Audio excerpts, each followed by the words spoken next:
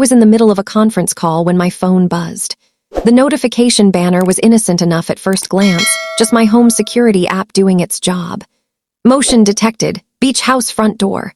I almost swiped it away. Almost. But something made me tap it instead, maybe the same instinct that had been whispering wrong, wrong, wrong for the past 3 months. The camera feed loaded, and there was my husband's silver Tesla in the driveway. The car he'd driven to what he called a crucial client meeting in Boston. The meeting that was supposedly so important he'd need to stay overnight, maybe 2 nights. He'd said that morning while kissing my forehead, his eyes not quite meeting mine. Boston, he'd said. Not our beach house on Cape Cod, the one I'd bought with my inheritance, the sanctuary I'd poured my soul into restoring. I watched him get out of the driver's side. Even through the camera's fisheye lens, I could see he was wearing the casual clothes I'd watched him pack, not the suit he'd left the house in.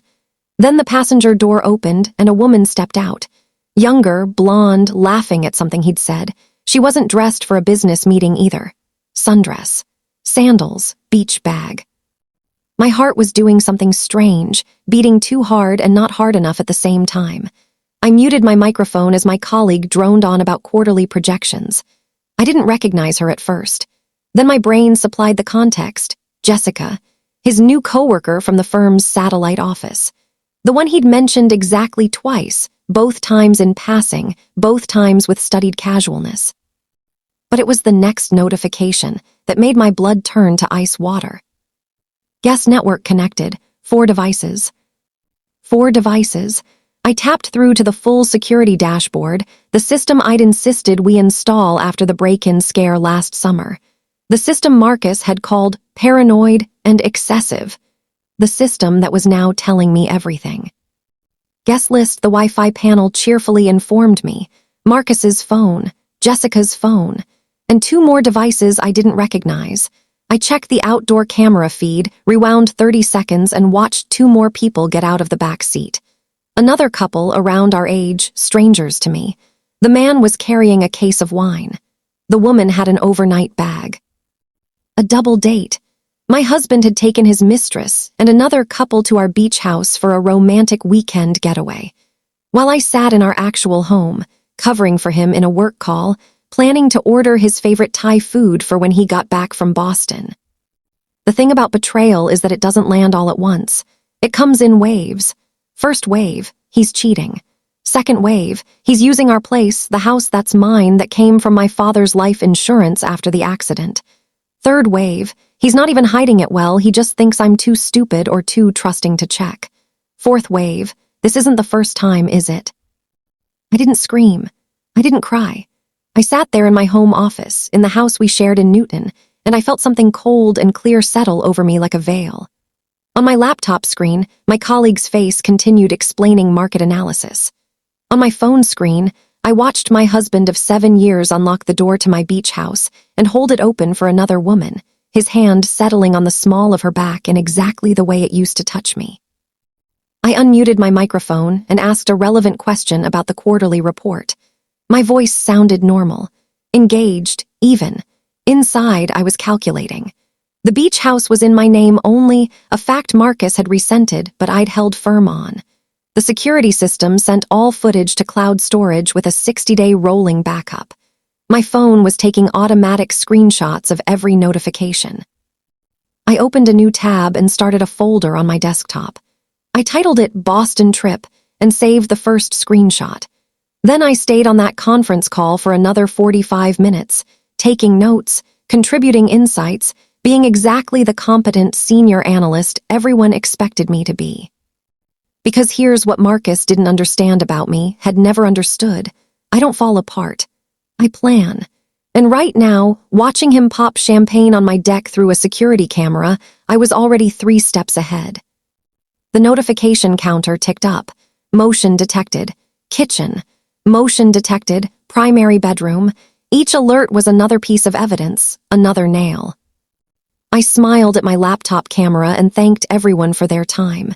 Then I opened a new document and began to write down everything, time-stamped and detailed.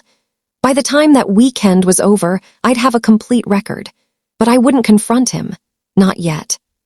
First, I needed to know exactly what I was dealing with.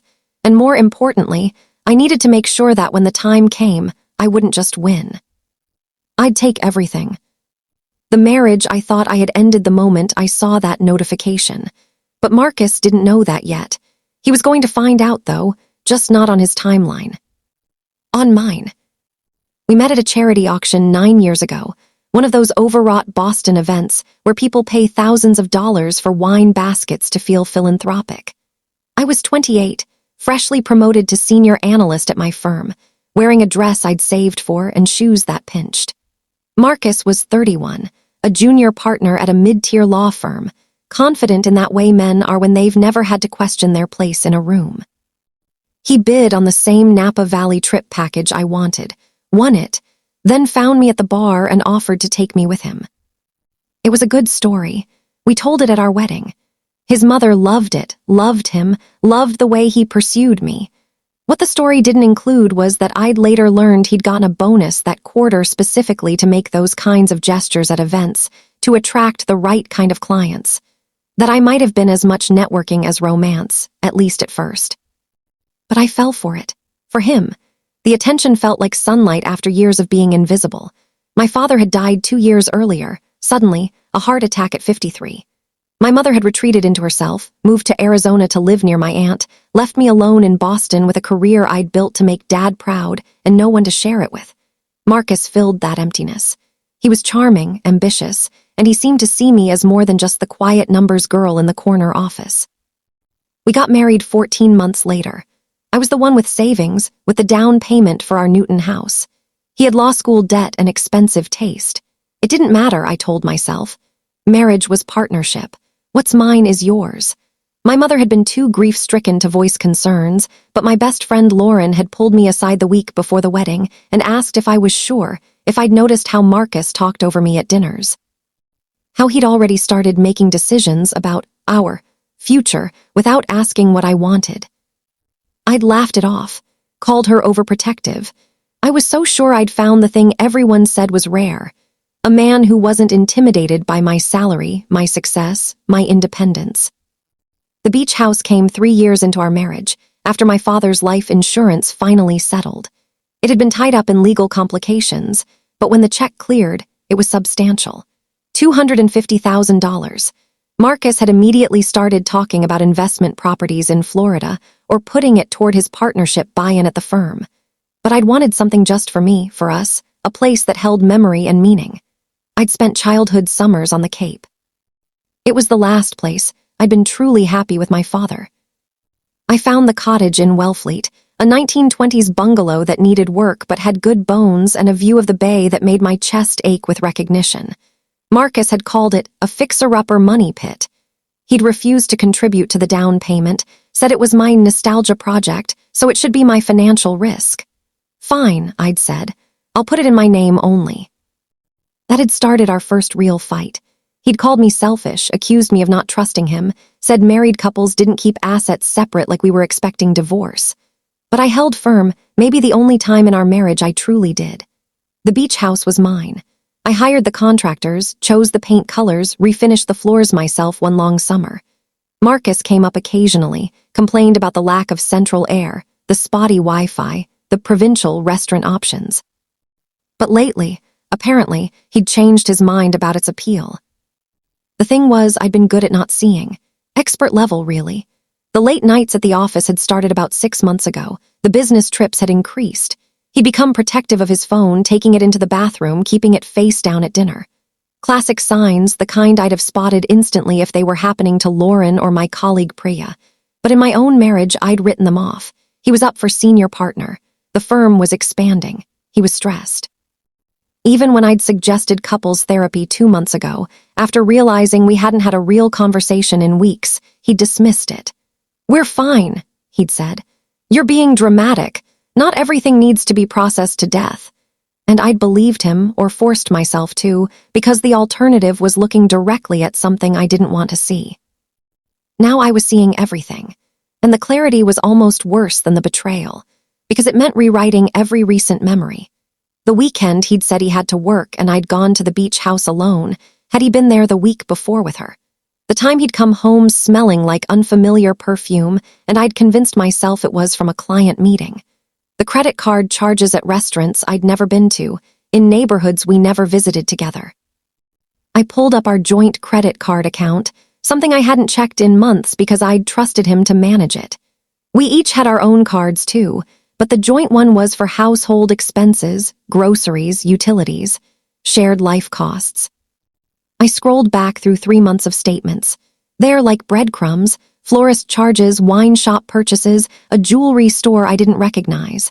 Dinner at Astra, the restaurant where we'd celebrated our 5th anniversary, a place he'd called too expensive for regular visits. But apparently not too expensive for Jessica. The date on that charge was February 14th, Valentine's Day. The day he'd told me he had a client dinner and I'd eaten leftover pasta alone, telling myself it was fine, partnership track required sacrifices. He'd taken her to our anniversary restaurant on Valentine's Day and charged it to our joint account. The account funded by my paycheck just as much as his. I took another screenshot, added it to the folder. My hands weren't shaking anymore, they were steady. Because underneath the hurt, underneath the humiliation of being the cliché wife who didn't know, something else was rising. Something that felt like the version of myself I'd been before Marcus, before I'd learned to make myself smaller to fit his ego. The woman who'd negotiated her own salary, who'd bought a house by herself, who'd rebuilt engines with her father in the garage and learned that problems were just puzzles waiting for the right solution. I had married a man who thought I was too soft to fight back, too conflict-averse, too eager to please, too grateful for his attention to ever call him on his cruelty. He was about to learn how wrong he was. But first, I needed to let him think he was getting away with it. Let him relax into his arrogance. Let him make mistakes. The security app sent another notification. Motion detected. Deck. I watched the 4 of them settle into the Adirondack chairs I'd painted last spring, watched my husband pour wine into glasses, watched him kiss her while the sunset lit up my bay view. I took a screenshot, saved it, backed it up to 3 different cloud services. And then I started making a list of everything I needed to know, every question that required an answer before I made my move. How long had this been going on? Were there others before Jessica? What assets did we really have, and where was all our money actually going? What would divorce look like, and how did I make sure I didn't just survive it but won? My phone rang. Marcus. I let it go to voicemail, then listened to his message. Hey babe, just wanted to check in. Meeting's going long, probably won't be able to talk tonight. Love you. His voice was smooth, practiced, completely believable. If I hadn't been watching him on camera, sitting on my deck with his arm around another woman, I might have believed it even now. I texted back, no problem, good luck with the client, love you too. Then I opened a new browser window and searched for the best divorce attorneys in Massachusetts. Not just good ones, the best, the kind that made opposing counsel nervous. This was going to be a long game, but I was patient, and I was done being underestimated. Marcus came home Sunday night with a tan. Not a deep one, just enough color across his nose and cheekbones to prove he'd been somewhere sunny. Somewhere with a bay view and a deck and my Adirondack chairs. He dropped his bag in the hallway, the same bag I'd watched him carry into my beach house via security camera 48 hours earlier, and kissed my cheek. God, I'm exhausted, he said, heading straight for the kitchen. Boston meetings are brutal. Client kept changing his mind about the contract terms. We were in that conference room until almost midnight last night. I was chopping vegetables for a stir-fry, something to keep my hands busy, to keep me from looking at him too directly. Sounds frustrating, I said. My voice came out normal, almost bored. Did you at least get good food? Hotel restaurant, nothing special. He opened the fridge, grabbed a beer. How was your weekend? Quiet, caught up on work, did some cleaning. I scraped carrots into the pan. They sizzled. You forgot to take your allergy medication. I texted you about it Saturday morning. He didn't even hesitate. Yeah, sorry, I was already in meetings. Didn't see it until late. Except I'd watched him on camera Saturday morning, watched him make breakfast on my stove, Watched him and Jessica and their friends eat on my deck at exactly the time I'd sent that text. I'd seen him check his phone, look at my message, and set it face down on the table without responding. "No problem," I said. "There's more in the cabinet if you need it." He came up behind me, wrapped his arms around my waist. I could smell sunscreen and salt air on his skin, since he shouldn't have if he'd really been in Boston conference rooms. "Missed you," he murmured into my hair. My stomach turned, but I made myself lean back into him, made myself smile. "Missed you too." That night he wanted sex. I pleaded a headache, the most cliché excuse in the book, but he just shrugged and rolled over. Like it didn't matter. Like I didn't matter. I lay awake listening to him snore and thought about how many other nights he'd probably been relieved I'd said no, how many times he'd already been satisfied elsewhere. The next week he started getting bold. Or maybe he'd always been this careless, and I'd just been too trusting to notice. Tuesday evening, I was working late in my home office when I heard him on the phone in the living room. His voice had that particular warmth in it, the tone he used to use with me. "No, she's busy with work stuff. She won't even notice." A pause. "Next weekend, yeah, I'll tell her it's the Hartford client." I saved my spreadsheet, minimized the window, opened the security app and checked the beach house cameras. Everything was armed and recording. Wednesday, he came home with flowers. Grocery store roses, the kind you grab at checkout, still in their plastic sleeve. "Just because," he said, handing them to me. I knew what they were, guilt flowers, the kind you buy when you're planning something that requires cover. I put them in water and thanked him. Then I checked our credit card account. There it was, posted that afternoon, a florist charge for $240. Boutique arrangements, probably, just not for me. "These are lovely," I said, looking at my $20 roses. "What's the occasion?" "Can't I just appreciate my wife?" He was scrolling through his phone, barely looking at me. "Of course you can." I took a photo of the flowers in their vase, noted the date and time, added it to my folder, which now had its own external hard drive backup. Thursday, he told me he needed to go to Hartford next weekend. Client presentation, probably overnight, maybe the whole weekend depending on how it went. "That's the third trip this month," I said carefully. "Is everything okay with the partnership track?" His face did something complicated. Annoyance, maybe, that I was asking questions. "Everything's fine. This is what senior partner looks like, Claire. I thought you of all people would understand professional demands." Me of all people. Like my 60-hour weeks and consistent performance reviews and steady promotions were somehow less legitimate than his increasingly frequent absences. "You're right," I said. "I do understand. Good luck with the presentation." He smiled, relieved, kissed my forehead. "You're the best. I'll probably leave Friday afternoon, beat the traffic." I nodded, and as soon as he left for work the next morning, I called in sick for the first time in 2 years. Then I called Lauren. "I need you to tell me I'm not crazy," I said when she answered. There was a pause, then, "What did he do?" Everything spilled out, the security footage, the credit card charges, the flowers that weren't for me, the lies, so many lies delivered with such casual confidence. I'd sent her screenshots the night I first found out, but we hadn't talked about it yet, not really. I'd been too busy documenting, gathering evidence, staying calm. Now, saying it all out loud, I felt the rage I'd been suppressing crack through. "That absolute bastard," Lauren said. Her voice was shaking. "Claire, I'm so sorry, but also I'm not surprised, and I hate that I'm not surprised." "What do you mean?" "He's always been like this, entitled, like you should be grateful he chose you. I've been biting my tongue for years." She took a breath. "What are you going to do?" That was the question. What was I going to do? I looked at the folder on my laptop. 2 weeks of documentation. Screenshots, photos, time-stamped notes. Evidence of infidelity, financial deception, casual cruelty. Enough to confront him, certainly. Enough to justify walking away. But was it enough to win? "I'm going to make sure I don't just survive this," I said. "I'm going to make sure he regrets every underestimating me." "Do you have a lawyer?" "Not yet. That's my next call. Lauren was quiet for a moment. Then, my cousin went through a brutal divorce 3 years ago. Her attorney was a shark, absolutely ruthless. Do you want the name? Yes, I opened a new note. Give me everything you have.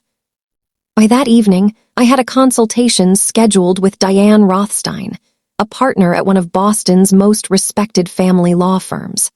Her assistant had somehow found an opening for the next afternoon, Friday, the same day Marcus would be driving to Hartford, but would actually be heading to my beach house again. I spent that night going through every financial document I could access: bank statements, investment accounts, tax returns, credit card histories going back 3 years. I created spreadsheets, tracked patterns, highlighted anomalies. The analyst skills that had made me successful at work turned out to be extremely useful for documenting a cheating husband. What I found made the affair look almost simple by comparison. Charges I didn't recognize went back not 6 months, but nearly 2 years. Different restaurants, different hotels, different women's names occasionally visible in transaction details. Jessica wasn't the first, maybe not even the second or third. There were Venmo transactions to people I'd never heard of with cutesy captions that made my skin crawl. Wine emoji, sunset emoji, eggplant emoji, because apparently my husband was that much of a cliché. But worse than the affair expenses were the other things. Cash withdrawals, large ones, with no explanation. Transfers between our joint account and his personal account that I'd never approved. A credit card I didn't know existed, one in both our names based on our joint credit, with a balance of $43,000. $43,000 of debt I'd never agreed to, never known about, that I was legally responsible for because he'd opened it using our marriage and my credit score. I checked the statements. Furniture, electronics, a golf club membership, clothing from expensive boutiques, restaurants, hotels. He'd been funding an entirely separate lifestyle on a credit line he'd fraudulently opened in our joint names, and I'd been too trusting, too busy, too stupidly devoted to ever check. My hands were shaking again, but not from fear, from fury. I pulled our mortgage documents, our car loans, the deed to our Newton house, the one we were supposedly building equity in together. Every contract, every agreement, every piece of paper I'd signed without reading carefully because I'd trusted my husband to have our best interests at heart. Then I found the life insurance policy, the one Marcus had suggested we take out on each other 2 years ago, just to be responsible. $500,000, with him as my sole beneficiary. I checked my email for the policy documents, searching for when I'd signed it. There, an email from the insurance company confirming my electronic signature, except I'd never actually seen that email. It had been sent to our joint email account, the one Marcus managed because I'd been too busy with work to deal with household administrative tasks. I checked the beneficiary on my own employer life insurance. Still my mother, like it had always been. I checked Marcus's employer policy, curious. His beneficiary wasn't me. It was his mother. So I was supposed to leave everything to him, but he couldn't even be bothered to name me on a policy his employer provided for free. I sat back in my chair. The home office suddenly felt very small, very quiet. Outside, the April evening was fading into dusk. Somewhere, Marcus was probably at a happy hour with Jessica, maybe planning their weekend getaway to my beach house, laughing about something, not thinking about me at all. But I was thinking about him, about every lie, every manipulation, every casual cruelty, about the marriage I'd tried so hard to believe in while he'd been systematically betraying and exploiting me. And I was thinking about Diane Rothstein, the lawyer I was seeing tomorrow, about what I would tell her, about what justice might actually look like. I opened a new document and started writing. Every question I had, every piece of evidence I'd found, every asset we owned and every debt he'd hidden. I wrote until my eyes burned and my coffee went cold.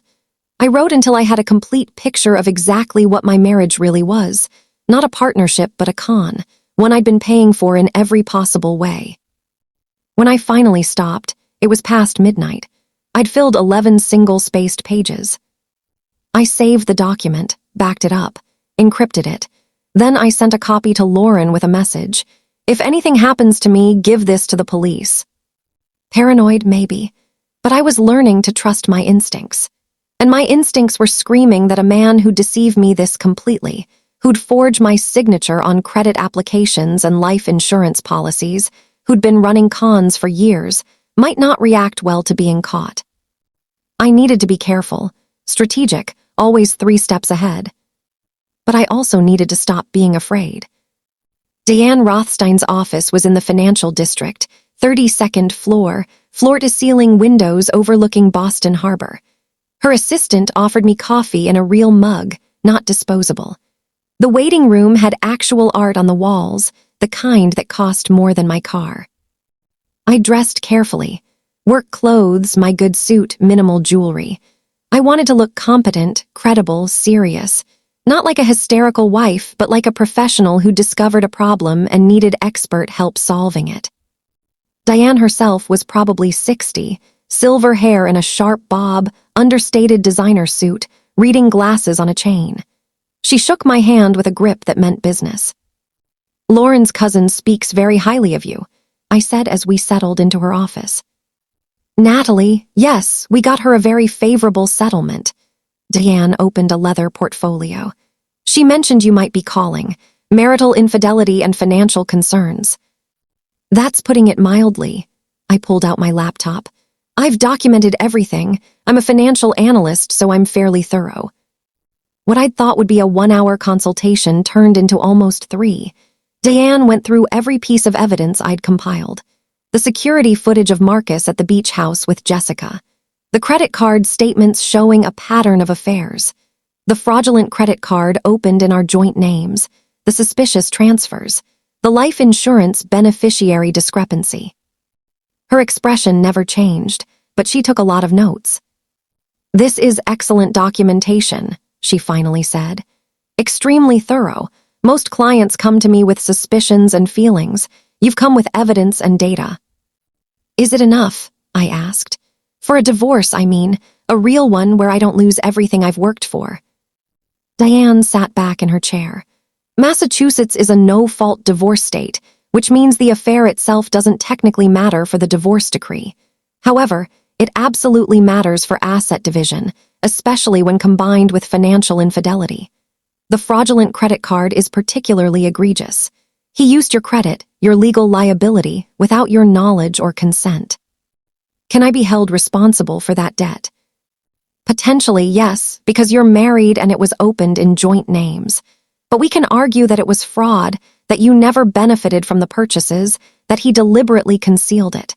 A judge would likely assign that debt entirely to him in the division. She flipped through her notes. The beach house is in your sole name, purchased with your inheritance. Yes. That's separate property. He has no claim to it, especially since he didn't contribute financially. She made another note. Your income versus his. I make more, about 40% more. Her eyebrow raised slightly, and yet he's been controlling the household finances. I trusted him. The words tasted bitter. I was stupid. You weren't stupid. You were trusting your spouse, which is reasonable. Diane leaned forward. But now you need to protect yourself. Here's what I need you to do, starting today. First, open a separate bank account in your name only. Begin routing your paycheck there. Second, get copies of every financial document you don't already have. Third, change the passwords on all your personal accounts, anything with your name on it. Fourth, do not tell him you're doing any of this. You don't think I should confront him? Not yet. Right now you have the advantage because he doesn't know you know. The moment you confront him, he'll start hiding assets, moving money, building his own case. We need to move first. She pulled out a retainer agreement. If you hire me, we'll file for divorce, but we'll do it strategically. We'll wait until we have every possible piece of evidence, until we've secured your assets, until we've built an airtight case for why you deserve the maximum possible settlement. How long will that take? A few weeks, maybe a month. I know it seems like a long time to continue living with him, pretending everything's fine, but it's worth it, trust me. I thought about going home tonight, smiling at Marcus, wishing him well on his Hartford trip tomorrow. The idea made me nauseous, But the idea of him getting away with any of this made me furious enough to push through the nausea. "What do I do about this weekend?" I asked. "He's going to the beach house again with her." Diane smiled, and it wasn't a warm smile. It was the smile of a shark seeing blood in the water. "Let him go. Document everything. The security footage is gold, Claire. Every time he uses that house for his affair, it's more evidence of his character, his deception, his use of your separate property for his infidelity. Let him bury himself." I signed the retainer agreement. Wrote a check for $5,000, the retainer fee. It was worth every penny. "One more thing," Diane said as I was leaving. "The life insurance policy where he made himself your beneficiary without your knowledge. Change that immediately, today, and don't tell him." I went straight from her office to my bank, opened a new checking account with only my name on it. Then I called my HR department and changed my direct deposit, effective immediately. My next paycheck, due in a week, would go into my account only. Marcus would notice eventually, but by then it would be too late. Then I called the insurance company, changed my beneficiary from Marcus to my mother. The representative asked if I was sure, if I wanted to discuss it with my spouse first. "I'm sure," I said. "Process it today, please." By the time I got home, I'd also changed every password I had. Email, bank accounts, credit cards, investment accounts, even Netflix and Spotify. I used a password manager and made them all unique, all complex, all impossible for Marcus to guess. Then I did something that felt both paranoid and necessary. I checked our Newton house for security cameras I hadn't installed. I didn't find any, but I did find that Marcus had added himself as an authorized user on my phone plan without telling me, which meant he could potentially access my call logs, my text records, maybe more. I called the phone company, removed him as an authorized user, changed my security questions. Then I installed a recording app on my phone, one that would automatically save all calls and in-person conversations to an encrypted cloud backup. Massachusetts was a two-party consent state for recordings, which meant I couldn't use them in court. But I could use them to protect myself, to keep track of what was said, to make sure he couldn't gaslight me about our conversations. By the time Marcus got home that evening, I'd built a fortress around myself.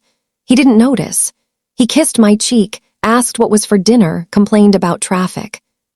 "Are you all packed for Hartford?" I asked. "Yeah, mostly. I'll finish up tomorrow morning." He grabbed a beer. "You sure you're okay with me being gone this weekend?" "Of course," I smiled at him. "You work so hard, you deserve some downtime after the presentation." "It's not downtime, it's work." But he looked pleased with himself, like he was getting away with something. He was, just not in the way he thought. That night I lay awake again, but this time I wasn't paralyzed by shock or grief. I was planning. Deanne had given me homework. Document his pattern of behavior, gather evidence of all marital assets, find out if there were any other hidden debts or accounts. I'd already started, but now I went deeper. I pulled our tax returns going back to our first year of marriage, compared our claimed income to what I knew we'd actually earned. There were discrepancies, small ones, but they were there. Deductions for business expenses that seemed inflated. A home office deduction for space in our house that didn't exist. I cross-referenced our joint investment accounts with the contribution limits we should have hit. We were below them, significantly, despite Marcus insisting he was maximizing our retirement savings. Where was the money going? I checked for other bank accounts, using a credit monitoring service to see what institutions had made inquiries on our credit. There. A bank I didn't recognize, an account opened 8 months ago. I couldn't access it, but I knew it existed. That was enough for now. Diane would be able to subpoena records during discovery. Saturday morning, Marcus left at 10. Kissed me goodbye, told me he loved me, said he'd call when he got to the hotel. I waved from the door. Watched him load his Tesla with the bag I'd watched him pack that morning, full of resort casual clothes he definitely wouldn't need for a client presentation. As soon as he pulled out of the driveway, I opened the security app, watched him drive. The Tesla had GPS tracking, something we'd set up for safety. I pulled up the location history. Every trip he'd claimed was to Boston or Hartford or client sites. I could now see exactly where he'd really gone. The beach house, over and over. Sometimes for a night, sometimes for a whole weekend. But also other places. Hotels in Boston, in Cambridge, in Providence. A pattern emerged. He'd been running parallel lives for at least 18 months, maybe longer. I screenshotted everything. Sent it to Diane with a detailed email explaining what I'd found. Then I did something perhaps petty, but deeply satisfying. I changed the Wi-Fi password at the beach house remotely. Let him explain to Jessica why the internet suddenly didn't work. Let him be inconvenienced, just a little, in the middle of his romantic weekend in my house. My phone rang. Marcus. I let it go to voicemail, waited 10 minutes, then texted. Sorry, was in the shower, what's up? Wi-Fi's not working at the Hartford hotel. Can you look up our account password manager and send me the beach house code? I'm forwarding some work files and need the backup. So he'd noticed. And he was still so confident I'd never suspect that he openly asked me for the password to the house where he was currently cheating on me. I texted back, sure, it's the same as always. Then I sent him the old password, the one that no longer worked. He'd figure it out eventually, but it bought me a few hours of him being frustrated. Small victories. Lauren called that afternoon. How are you holding up? Surprisingly well, actually. I hired Diane. She's incredible. I knew she would be. What's the plan? Gather evidence, protect my assets, file strategically. I looked at my laptop at the folders full of documentation. Lauren, it's so much worse than I thought. The affair is bad, but the financial stuff is terrifying. He's been stealing from me, basically, for years. Oh, Claire, her voice was soft. I'm so sorry. Don't be sorry. Be ready to testify about what you've witnessed in our marriage if Diane needs you. Absolutely, anything you need. She paused. Are you scared of how he'll react? I thought about that. Was I scared? Maybe I should have been, but mostly I felt cold, clear, focused. No, I said. I'm not scared, I'm angry, and I'm done being the person he thinks I am. Over the next 3 weeks, I became two people. There was the Claire that Marcus saw, dutiful wife, understanding about his work demands, a little distant maybe, but nothing alarming. And then there was the real Claire, the one who was systematically dismantling our marriage from the inside out, building a case so airtight he wouldn't know what hit him until it was far too late. Diane worked fast. Within a week, she'd filed subpoenas for bank records on accounts I couldn't access. She'd hired a forensic accountant named Richard Chen, a soft-spoken man in his 50s who took one look at my spreadsheets and let out a low whistle. You should be doing my job, he'd said. Then he'd found things even I had missed. Turns out Marcus had opened not one but 3 credit cards in our joint names. Total debt, $78,000. He'd also taken out a personal loan using our house as collateral, something that should have required my signature but apparently hadn't. Richard was still tracing how that was possible, but his working theory was forged documents. It happens more than you'd think, he'd told me, especially with sophisticated white-collar professionals who know how to work the system. We found investment accounts I'd never heard of, one with a $50,000 balance that had been funded entirely by transfers from our joint account. Marcus's name only.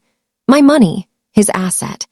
Deanne assured me we'd get it back, plus the transfers would show financial misconduct that would work in my favor. But the worst discovery came from the phone records. Diane had subpoenaed them as part of building the infidelity case. Jessica wasn't the only number that appeared with suspicious frequency. There were 4 other women's numbers, going back over 2 years. Call durations, text timestamps, patterns that made it clear these weren't professional relationships. One number belonged to someone named Amanda. I Googled her, found her LinkedIn. She'd worked at Marcus's firm until 8 months ago, then suddenly moved to Florida. Another number traced back to a paralegal at a partner firm. The third was harder to identify, but the calls had stopped about a year ago. Serial infidelity, Diane had said, making notes. This isn't about one affair, one mistake. This is a pattern of behavior. That matters, Claire. It shows character. It shows he's been violating the marriage contract systematically while you've been acting in good faith. I'd nodded, adding the phone records to my ever-growing folder of evidence. That night, I'd gone home and cooked dinner for my serial cheater husband, asked him about his day, listened to him complain about a difficult client. The performance was getting easier. Maybe that should have worried me, how good I was getting at pretending. But mostly, it just felt efficient. "We need to talk about your safety," Diane said during our third meeting. "When we serve him with papers, there's going to be a reaction. Most of the time, it's just shock and anger. But given the financial fraud, the pattern of deception, I want you prepared." She handed me a business card for a locksmith and another for a security company. "The day we file, you change every lock in that house. You install cameras if you don't have them. You make sure you're never alone with him during the initial confrontation. Ideally, you're not even there. Stay with a friend, stay at the beach house, stay in a hotel. Let him be served at work. Let him come home to an empty house and changed locks and divorce papers on the counter." "You think he'd hurt me?" The question came out smaller than I'd intended. "I think men who have been lying for years don't like being exposed. I think financial fraud is a crime, and cornered people do unpredictable things. I think it's better to be safe." Her expression softened slightly. "I've been doing this for 30 years, Claire. I've seen the best and worst of people. Your husband has been systematically deceiving and exploiting you. That takes a particular kind of personality. I just want you protected." I took the cards, called both services that afternoon, scheduled the locksmith for 3 weeks out, same day Diane planned to file, scheduled the security company for the day before. Marcus wouldn't even notice the new cameras. I'd tell him our homeowner's insurance offered a discount for updated security. He never paid attention to that kind of household detail anyway. Then I did something Diane hadn't suggested, but that felt necessary. I moved everything that mattered to me out of the house. Not all at once, that would be too obvious. But over those 3 weeks, I slowly relocated my important possessions to the beach house. My grandmother's jewelry, my father's watch, photo albums from before Marcus, my college diplomas, the letters my dad had written me. Box by box, trip by trip, I emptied our home of everything that had meaning to me until all that was left was just stuff. Furniture, plates, things that could be divided by a judge and wouldn't make me cry to lose. Lauren helped. She'd drive up from her place in Cambridge on weekends, and we'd pack my car with boxes that Marcus would never notice were gone because he'd never paid attention to any of it in the first place. The nice jewelry he'd given me over the years, I left. It had probably been purchased on fraudulent credit anyway. But my father's Purple Heart from Vietnam, the quilt my grandmother had made, my childhood books, those went to Wellfleet where they'd be safe. "You're doing the right thing," Lauren kept saying. "You know that, right?" I did know, but there were still moments, usually late at night, when I'd look at Marcus sleeping beside me and feel a complicated grief. Not for him, exactly. For the marriage I'd thought we had. For the version of him I'd invented in my head, the one who actually loved me. That person had never existed, but I mourned him anyway. The plan was simple, or as simple as divorce could be. We'd file on a Thursday. Diane would have Marcus served at his office, mid-morning when he'd be at his desk, when the humiliation would be maximum. I'd be at the beach house, 2 hours away, with Lauren and the locks already changed back home. The divorce papers would outline everything. The infidelity, the financial fraud, the hidden accounts, the forged documents. We'd demand full disclosure of all assets, assignment of all fraudulent debt to him, and my separate property, including the beach house, declared entirely off-limits. We'd also file a restraining order, temporary, just enough to keep him away from me while the initial shock wore off. Diane said it was standard in cases with financial fraud, a protection to make sure he couldn't intimidate me into dropping the case. "He's going to try to negotiate," she'd warned. "He'll say it was all a misunderstanding, he'll promise to change, he'll cry probably. They usually cry, don't engage, everything goes through me." I'd agreed, but part of me hoped he would try to contact me. Part of me wanted to see his face when he realized I'd known all along, that every day he'd thought he was getting away with it, I'd been watching, documenting, building my case. Thursday was marked on my calendar. 3 weeks away, then 2 weeks, then 10 days. But Marcus made a move first. It was a Tuesday night, 11 days before our planned filing date. I was in the home office, ostensibly doing work, but actually reviewing the final documentation packet Diane had prepared when Marcus appeared in the doorway. "We need to talk," he said. His tone was serious, almost formal. My heart rate spiked. Did he know? Had I slipped somehow? I closed my laptop casually, turned to face him. "Okay, what's up?"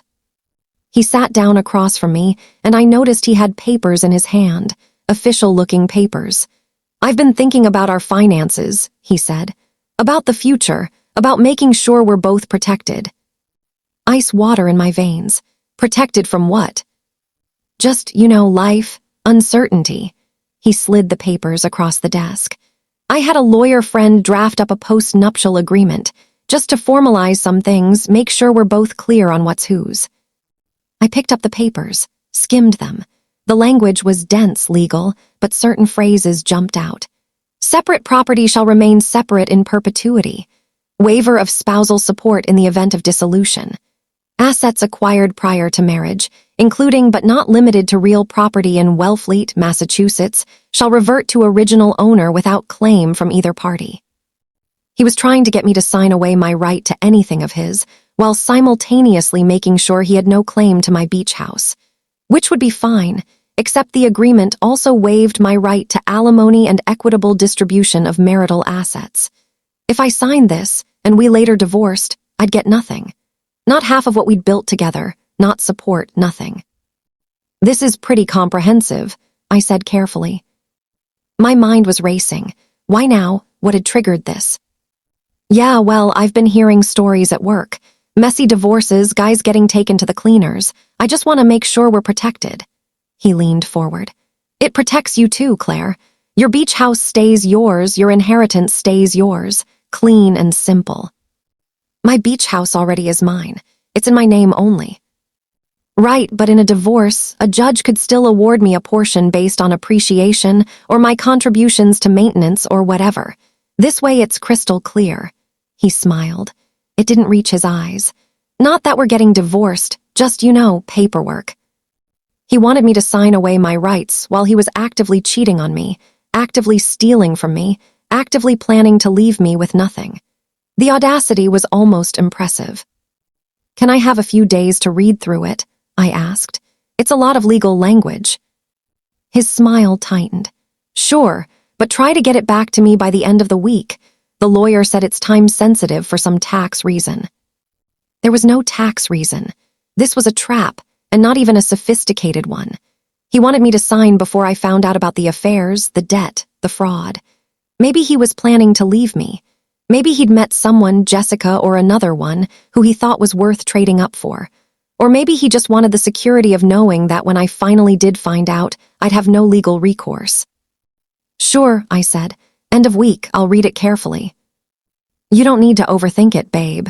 It's just protecting us both." I smiled at him. "I know, I just like to understand what I'm signing. You know me, I read every word of everything." That was true, except for all the times with him when I'd been too trusting. But he didn't know I'd learned that lesson. After he left, I scanned the entire post-nup and sent it to Diane with a message. "He just tried to get me to sign this. What do I do?" She called me 5 minutes later. "Don't sign anything. This is actually good news." "Good news? He's trying to trap me." "Yes, but it shows he's nervous. Something has made him worried about divorce. Maybe the Wi-Fi password change spooked him more than you thought. Maybe someone saw him with Jessica and he's worried you'll find out. Whatever it is, he's trying to protect his assets, which means he knows they're vulnerable." She paused. "Tell him you want your own lawyer to review it. That's completely reasonable and he can't object without looking suspicious. Then stall. We're filing in 11 days anyway. You just need to keep him calm until then." I texted Marcus. "Hey, talk to my friend Sarah, whose husband's a lawyer. She said I should have an independent attorney review this before signing, just standard practice for any contract.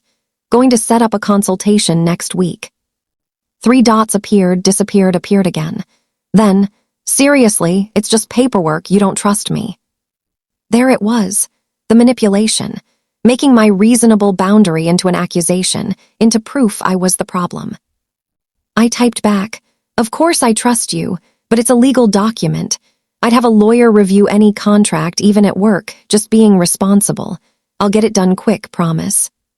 Fine, but this is ridiculous. I didn't respond, let him sit with his frustration. The next morning, I woke up to find Marcus already gone. No note, no text. He came home late that night, barely spoke to me, went straight to bed. The silent treatment, like I was the one being unreasonable. The following days were tense. He was sulking, waiting for me to apologize for not immediately signing away my rights. I stayed pleasant but distant, kept to my routine. Work during the day, home for dinner, casual conversation about nothing important. The post-nup sat on my desk, untouched. Thursday, 5 days after he'd presented the agreement, Marcus tried a different approach.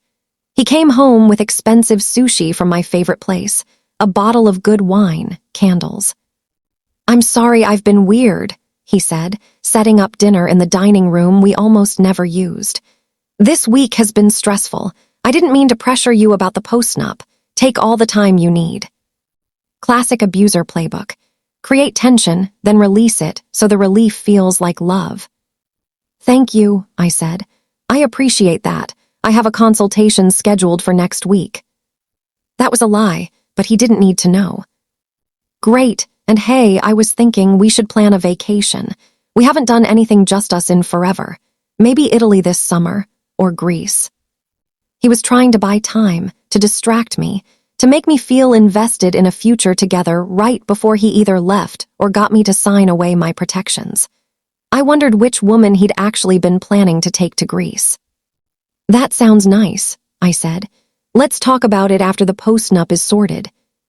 His jaw tightened, but he nodded. We ate sushi, drank wine. He tried to hold my hand across the table and I let him, even though my skin crawled. That night he wanted sex again. This time I didn't refuse. I needed him complacent, unsuspicious. It was transactional and empty, and I felt like I was watching myself from outside my body, but I got through it. Afterward he fell asleep quickly, satisfied with himself, probably thinking he'd successfully manipulated me back into compliance. I lay awake and counted down. 6 days until filing. 6 days until I never had to touch him again. 6 days until the truth came out and his smug, entitled face learned what it felt like to be the one blindsided. Friday morning, I woke to a text from Diane. "Chen found another account. Call me when you can." I waited until Marcus left for work, then called from my car in the office parking lot. "It's a brokerage account," Diane said. "Your husband opened it 2 years ago. Current balance is $137,000. My breath caught. 137,000. Funded by systematic transfers from your joint account and his paycheck. This is marital property, Claire. Money that should have been going into your shared investments, your shared savings. Instead, he's been building a private nest egg." "For what?" "For leaving you, probably. This is exit planning. The post-nup, the hidden accounts, the separate credit cards. He's been preparing to leave for a while. He just wants to make sure he gets to keep everything first." I sat in my car and processed that. My husband hadn't just been cheating. He'd been planning to abandon me, financially and emotionally, while making sure I'd be left with debt and nothing else. "We need to move faster," I said. "What if he transfers that money somewhere we can't find it?" "He won't. He doesn't know we know about it. And honestly, the more he moves around right now, the better for us. Every transfer is more evidence of him trying to hide marital assets." Diane's voice was calm, certain. "Stay the course. 6 more days. Can you do that?" Yes, and I could, because now I wasn't just angry. I was coldly, perfectly furious. 6 more days. That weekend, Marcus announced he had to work. "Big brief due Monday," he said. "I'll probably be at the office all weekend." I checked the Tesla GPS later. He went to the beach house. Of course he did. This time I didn't change the Wi-Fi password. I just watched on the cameras. Jessica arrived an hour after he did. They stayed the whole weekend, using my furniture, my kitchen, my bed. I documented every moment, saved every file, added it to the evidence folder that was now so large it had its own external hard drive. Sunday night he came home with that same telltale tan, that same satisfied exhaustion. Kissed my cheek, asked what I'd done with my weekend. "Just errands," I said. "Meal prep, boring stuff." "That's my girl," he said, always so responsible. His girl, like I was a possession, a pet, something that belonged to him. 4 more days. Monday, I took a personal day, drove to the beach house while Marcus was safely at his office in Boston. The cleaning service had already been through, but I could still feel the wrongness of it, knowing what had happened here. I walked through each room, saying goodbye. After the divorce, this would still be mine, but it wouldn't feel the same. He'd contaminated it. I packed the last of my important items. Then I did something perhaps petty. I took the good sheets, the ones I'd bought, the high thread count Egyptian cotton, replaced them with cheap ones from Target. Took the all-clad cookware, left the old set. Took the expensive coffee maker, left a basic one. Nothing he'd notice immediately, but everything that was actually mine, purchased with my money. Then I programmed the smart lock to reject his entry code starting Thursday at noon. He'd be served at 10 a.m. By the time he thought to run to the beach house to hide out, he wouldn't be able to get in. Tuesday, Diane filed the paperwork. Everything was in motion now, irreversible. I had a bag packed in my car trunk with enough clothes for a week. Wednesday after work, I'd drive to Wellfleet and stay there. Lauren would come up Thursday morning, be there when Marcus was served, be there in case I needed her. Wednesday morning, Marcus was in a good mood. He made coffee, actually asked about my day, seemed lighter. I wondered what he was planning, what he thought was going right for him. "Hey," he said as he was leaving for work. "I know I've been distracted lately. I just want you to know I love you. You're the best thing that ever happened to me." It was possibly the cruelest thing he could have said at that moment. The best thing that ever happened to him. The woman he'd been systematically betraying, exploiting, and planning to abandon. "I love you too," I said, and this time it was a complete lie. He kissed me and left. I watched him drive away and felt nothing but relief. I went to work, had a normal day, told my boss I was taking a few personal days starting Thursday, family matter, nothing to worry about. She approved it without questions. At 5 o'clock, I walked out of my office, got in my car, and drove to the beach house. Didn't tell Marcus I was leaving, didn't leave a note, just went. Lauren called when I was halfway there. "Are you ready for tomorrow?" "I've never been more ready for anything in my life," I said. And it was true. The grief, the shock, the betrayal, all of it had crystallized into something clear and hard and purposeful. Tomorrow, my husband would learn that underestimating me was the biggest mistake of his life. Tomorrow, I took everything back. Thursday morning, I woke up in my beach house to the sound of seagulls and the bay lapping at the shore. The sun was just coming up, painting everything gold and pink. Lauren was asleep in the guest room. My phone was on Do Not Disturb. For the first time in months, I felt like I could breathe. At exactly 10 o'clock, a process server named Patricia Morales walked into Marcus's law firm. I know this because Diane texted me a photo Patricia sent her. Marcus at his desk, visible through the glass wall of his office, laughing at something on his computer screen. Completely unsuspecting.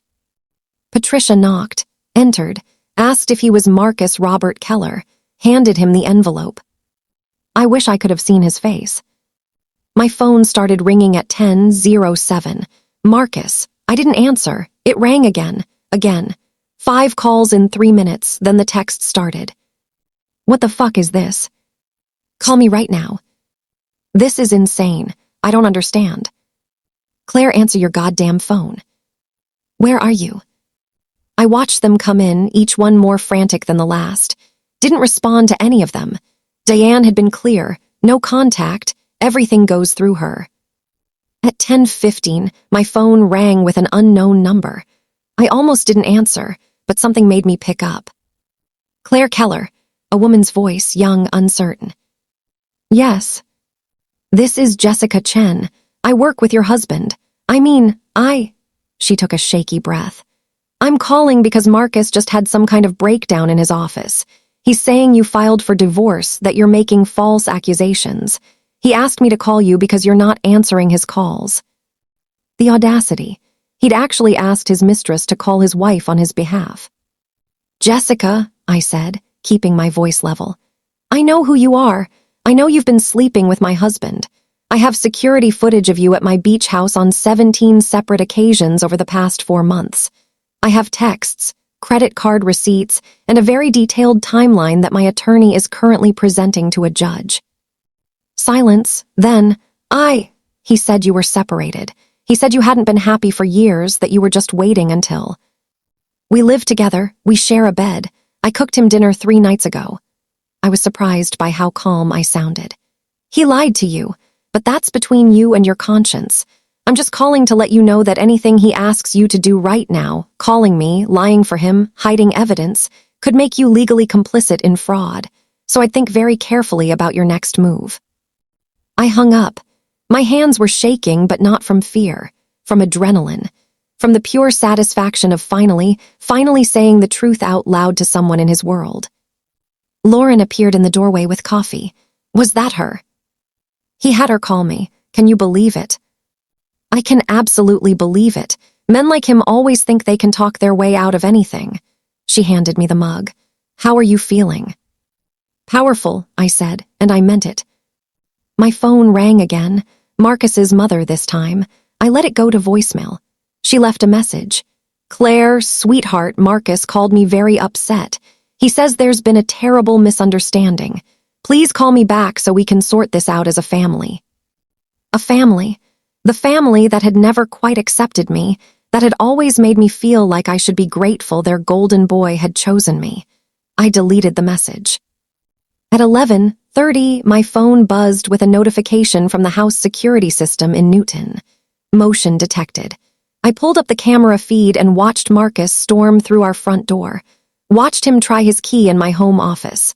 The lock didn't turn. I'd had them all changed yesterday, just like Diane instructed. He stood there for a moment, staring at the door handle like he couldn't comprehend it. Then he kicked the door. Once, twice. The wood splintered but held.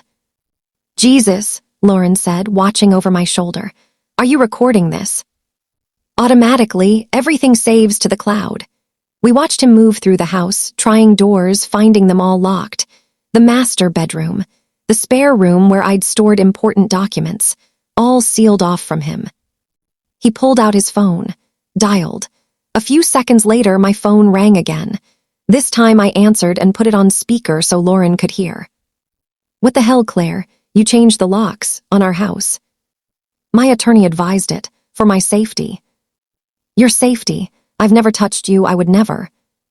"You forged my signature on loan documents, Marcus. You opened credit cards in my name without my knowledge. You've been stealing from our joint account for 2 years. My attorney felt that someone capable of financial fraud might pose other risks." Silence. Then, "I don't know what lies someone's been telling you, but I have bank statements. I have security footage. I have phone records. I have a forensic accountant who's traced every fraudulent account, every hidden transfer, every lie." My voice was still calm, almost detached. "I know about Jessica. I know about Amanda. I know about the paralegal and the 2 before her. I know about the brokerage account with $137,000 of marital assets that you tried to hide. I know about the life insurance policy you made yourself beneficiary on without my consent. I know everything, Marcus. I've known for a month." Another silence, longer this time. I could almost hear him recalculating, trying to figure out what play to make. "If you've known for a month, why didn't you say anything?" His voice had changed. Less angry, more calculating. "Because I needed time to build my case, to protect myself, to make sure that when this happened, you couldn't hurt me anymore." "Hurt you? Claire, I love you, whatever you think is happening. You tried to get me to sign a post-nup last week that would have left me with nothing, while you were actively planning to leave me, while you had over $100,000 hidden in an account I didn't know about." I took a breath. "That's not love. That's not even complicated. It's just cruel. Let me come talk to you, face to face. We can work this out." "No." "Claire, please, just tell me where you are, we can." "Everything goes through my attorney. You were served with her contact information. Use it." I hung up. My hands were shaking again, but Lauren grabbed them. "You're doing so good. That was perfect." "He's going to try to come here," I said, "to the beach house. He knows this is where I come when I need space." "Let him try. He can't get in, right?"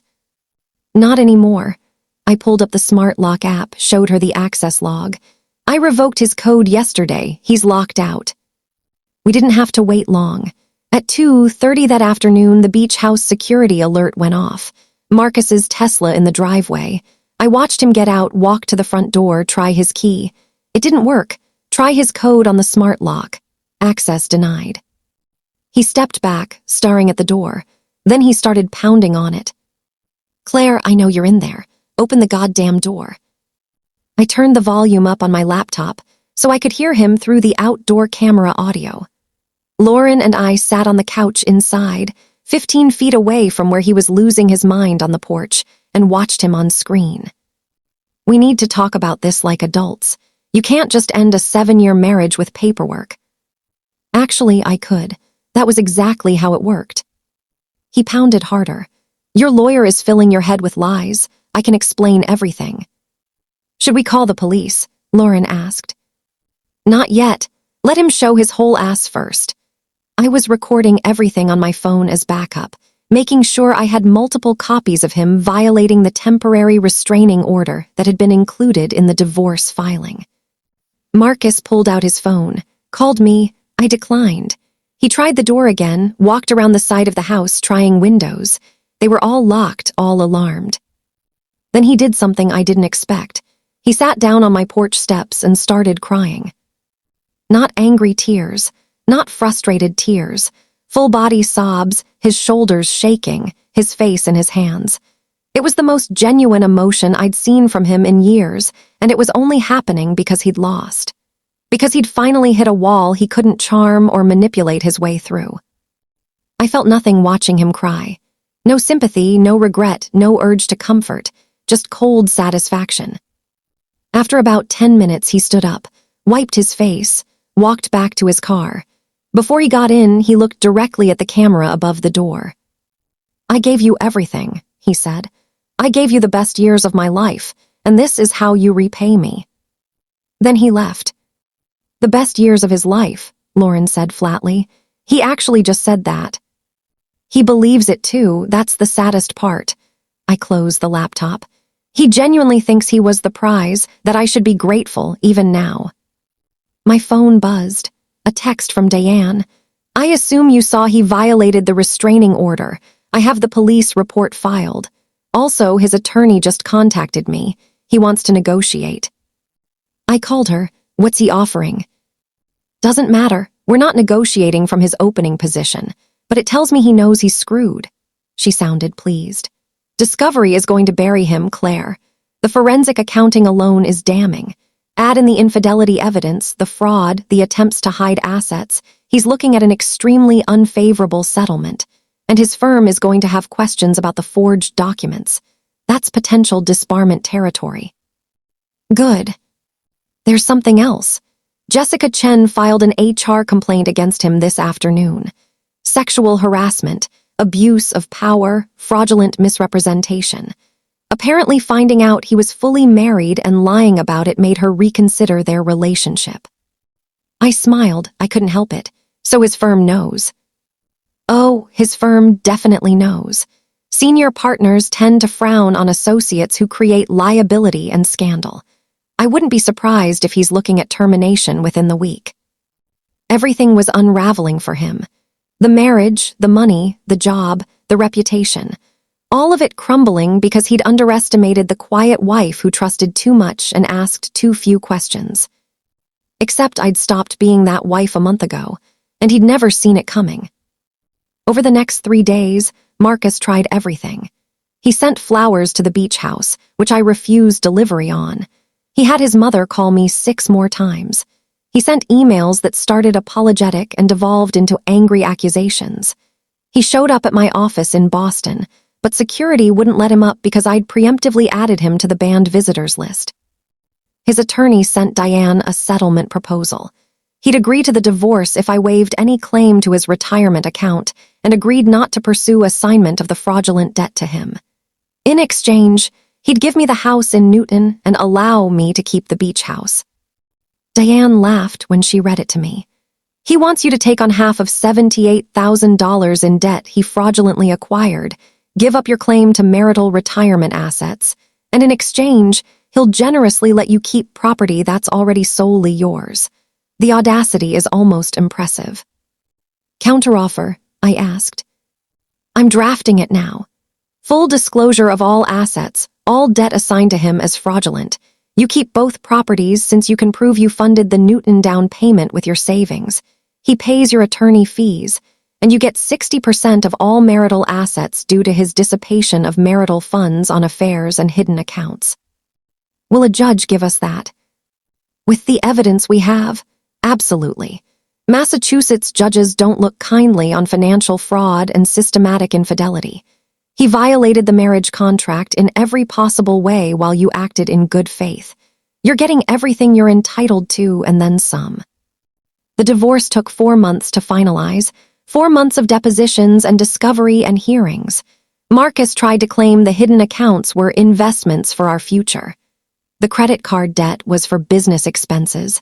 The affairs were brief mistakes that didn't reflect the quality of our marriage. But Richard Chen's forensic accounting showed a systematic pattern of deception going back years. The phone records showed hundreds of hours of contact with multiple women. The security footage showed Marcus using my separate property for his affairs. And my documentation, month after meticulous month of screenshots and timestamps and records, proved I'd been a faithful spouse who'd contributed equally to the marriage while he'd been running a con. The judge was a woman in her 60s who'd spent 30 years on the family court bench. She'd seen every trick, every lie, every manipulation, and she was not impressed with Marcus. The final hearing was in August, 4 months after I'd filed. Marcus showed up with his attorney, looking thinner, older.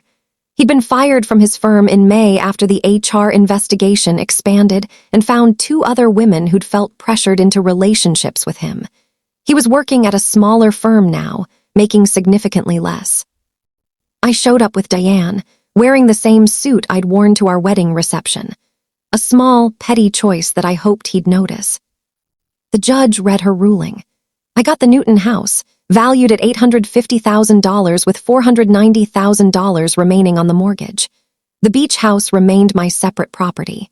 I got 65% of the marital investment accounts. All fraudulent debt, credit cards, the forged loan, everything was assigned entirely to Marcus. He was ordered to pay my attorney fees, which had reached $48,000. He was also ordered to pay me $3,200 per month in alimony for 3 years, rehabilitative support to offset the financial damage his fraud had caused. Furthermore, the judge said, looking directly at Marcus, I'm referring the evidence of forged loan documents to the district attorney's office for review. Financial fraud is a criminal matter, Mr. Keller. I suggest you consult with a criminal defense attorney. Marcus's face went gray. His attorney put a hand on his arm, probably to keep him from saying something stupid. The judge dismissed us. It was over. In the hallway outside the courtroom, Marcus tried to approach me. Diane stepped between us immediately. My client has nothing to say to you, she said. All post-divorce matters go through me. Claire, please. He looked wrecked, desperate. I'm sorry for everything. I know I messed up, I know I hurt you, but I never meant. You meant every bit of it, I said quietly. You meant it when you opened credit cards in my name. You meant it when you forged my signature. You meant it when you took your mistress to my beach house. You meant it when you tried to get me to sign away my rights. The only thing you didn't mean to do was get caught. I loved you. I still love you. No, you don't. You loved what I gave you.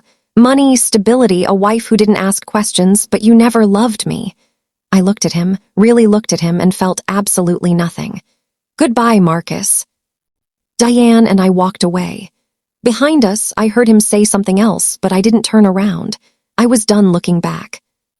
Outside the courthouse, Lauren was waiting. She'd taken the day off work to be there for me. When she saw my face, she knew. You won. I won everything. We went to dinner that night, Lauren and Diane and me, at an expensive restaurant in the seaport. We drank champagne and ate oysters and celebrated the end of the worst chapter of my life. "What's next for you?" Diane asked. I thought about that. The Newton house was mine, but it didn't feel like home anymore. Maybe I'd sell it, take the equity, invest it. The beach house was waiting, clean and mine and full of possibility. "I think I'm going to take some time," I said. "Figure out who I am when I'm not trying to hold together a broken marriage. Maybe travel. Maybe redecorate the beach house exactly how I want it. Maybe finally write that book I've been thinking about." "You earned it," Diane said, raising her glass. "To the next chapter." We clinked glasses, and for the first time in years, I felt something I'd almost forgotten: hope. The final update to Marcus's story came 3 months later. The district attorney filed charges for financial fraud and forgery. He took a plea deal, avoiding jail time but getting probation and a criminal record. The State Bar Association opened an ethics investigation. He ended up voluntarily surrendering his law license rather than face disbarment proceedings. I heard through mutual acquaintances that he moved back in with his mother, that he was working in sales at a tech company, making less than half what he used to, that Jessica had testified against him in the HR investigation, and he blamed me for turning her against him, because of course he did. I was living in Wellfleet full-time by then, working remotely, watching the seasons change over the bay. I'd sold the Newton house for well above asking and paid off the mortgage. The profit, combined with my settlement money, meant I was financially secure for the first time in my adult life. Not wealthy, but comfortable. Safe. I dated a little carefully. Nothing serious. Mostly I spent time with myself, relearning what I liked, what I wanted, who I was when nobody was telling me I was too sensitive, too demanding, too much. Turns out I wasn't too much at all. I was exactly enough. A year after the divorce was finalized, I was having coffee on my deck, watching the morning sun turn the bay silver when my phone rang. Unknown number. I almost didn't answer, but curiosity won. "Claire, it's Jessica Chen." I almost hung up, but something in her voice stopped me. "I know you probably don't want to hear from me," she said quickly. "I know I was part of something that hurt you, but I wanted to call and say I'm sorry. Really, genuinely sorry, and thank you. Thank you for telling me the truth that day, for warning me. I was so angry at first, but then I realized you didn't have to do that. You could have just let me figure it out on my own, let me get hurt worse. But you gave me information I needed to protect myself." She paused. "I left that firm. I'm in grad school now, getting my MBA, starting over. And I guess I just wanted you to know that what you did, standing up for yourself like that, it inspired me to do the same."